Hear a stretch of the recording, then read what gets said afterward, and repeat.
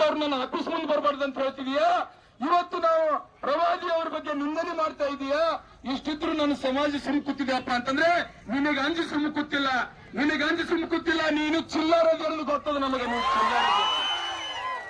ನಾವು ಕಾನೂನಿಗೆ ಗೌರವಿಸುವಂತವರಿದ್ದೀವಿ, ನಾವು ಕಾನೂನಿಗೆ ಗೌರವಿಸುವಂತವರಿದ್ದೀವಿ. ಸುಮ್ಕುತ್ತೀವಿ. ಯತ್ನಾಳ್, ಮಿಸ್ಟರ್ ಯತ್ನಾಳ್, ನೀನೇನಾದ್ರೂ ನಿಮ್ಮ ಅಪ್ಪ ಹುಟ್ಟಿದಪ್ಪ ಅಂತಂದ್ರೆ ಓಪನ್ ಆಗಿ ಡಿಬೇಟ್ ಬಾ. ನಾನು ನಿನ್ನ ಜೊತೆ ಚಾಲೆಂಜ್ ಇದ್ದೀನಿ.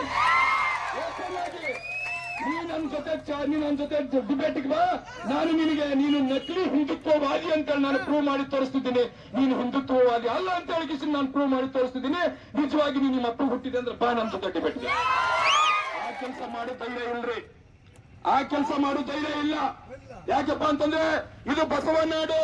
12ನೇ ಶತಮಾನದಲ್ಲಿ ಅಣ್ಣ ಬಸವಣ್ಣನವರು ಸೂಫಿ ಸಂತರು, ಇಲ್ಲಿ ದಾಸರು ದಾರ್ಶನಿಕರು ನಡೆದಾಡುವಂತ ನಾಡು.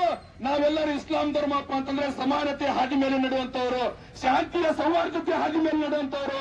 ಯಾಕಂದ್ರೆ ನನ್ನ ಧರ್ಮ ಕಲಿಸಂಗಿಲ್ಲ ನನಗೆ ಬೇರೆ ಧರ್ಮವನ್ನು ಟೀಕೆ ಮಾಡುವುದು, ಬೇರೆಯವರಿಗೆ ನಾನು ವಂಚನೆ ಮಾಡುವುದು, ಬೇರೆಯವರಿಗೆ ಅವಹೇಳನ ಮಾಡುವುದು ನನ್ನ ಧರ್ಮ ಕಲಿಸಂಗಿಲ್ಲ. ಯಾಕಂದ್ರೆ ಅಂತ ಧರ್ಮದಲ್ಲಿ, ಶಾಂತಿಯುತ ಧರ್ಮದಲ್ಲಿ ಹುಟ್ಟಿದೀವಿ ನಾವು, ಅಂತ ಧರ್ಮದಲ್ಲಿ ಹುಟ್ಟಿದೀವಿ. ಇವತ್ತು 12ನೇ ಶತಮಾನದ ಅಣ್ಣ ಬಸವಣ್ಣನವರ ಒಂದು ಏನು ನಡೆದಾಡಿದಂತ ಒಂದು ಭೂಮಿಯಲ್ಲಿ ಹುಟ್ಟಿದ್ದೀವಿ. ಅಂತ ಭೂಮಿಯಲ್ಲಿ ಇಂಥ ನಾಲಾಯಕ ಲಪಂಗಿ ನನ್ನ ಮಕ್ಕಳು ಹುಟ್ಟಿ ಇವತ್ತು ಏನ್ ಮಾಡ್ತಾ ಇದ್ದಾರಪ್ಪ ಅಂತಂದ್ರೆ ಶಾಂತಿ ಭಂಗ ಮಾಡುವಂತ ಕೆಲಸ ಮಾಡ್ತಾ ಇದ್ದಾರೆ. ಜಾತಿ ಮಧ್ಯೆ, ಧರ್ಮ ಮಧ್ಯೆ ಏನು ಜಗಳ ಹಚ್ಚುವಂತ ಕೆಲಸ ಮಾಡಿ ಶಾಂತಿ ಭಂಗ ಮಾಡುವಂತ ಕೆಲಸ ಮಾಡ್ತಾ ಇದ್ದಾರೆ.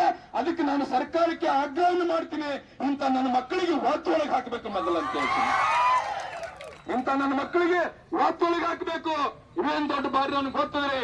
ಯಾಕಪ್ಪ ಅಂತಂದ್ರೆ ಇವ್ ಏನ್ ಬೇಕಾದ ಮಾತಾಡಲಕ್ಕ ಹಿಜಾಬ್ ಬಗ್ಗೆ ಮಾತಾಡ್ತಾನ. ಹಿಜಾಬ್ ಹಾಕೊಂಡವ್ರು ಪಾಕಿಸ್ತಾನಕ್ಕೆ ಹೋಗ್ಬಿಡ್ಬೇಕಂತ. ಯಾಕಪ್ಪ ಸಣ್ಣಗೆ ಕಡಿತು ಅನ್ಕೊಂಡಿ? ಹಿಜಾಬ್ ಹಾಕೊಂಡವ್ರು ಪಾಕಿಸ್ತಾನಕ್ಕೆ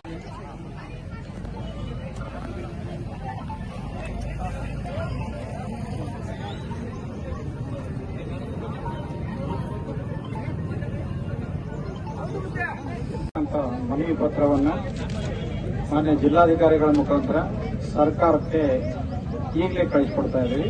ಕಳಿಸಿಕೊಟ್ರೆ ಒಂದು ಪ್ರತಿಯನ್ನ ತಮಗೆ ಅಧ್ಯಕ್ಷರಿಗೆ ಕೊಡ್ತಾ ಇದ್ದೀವಿ.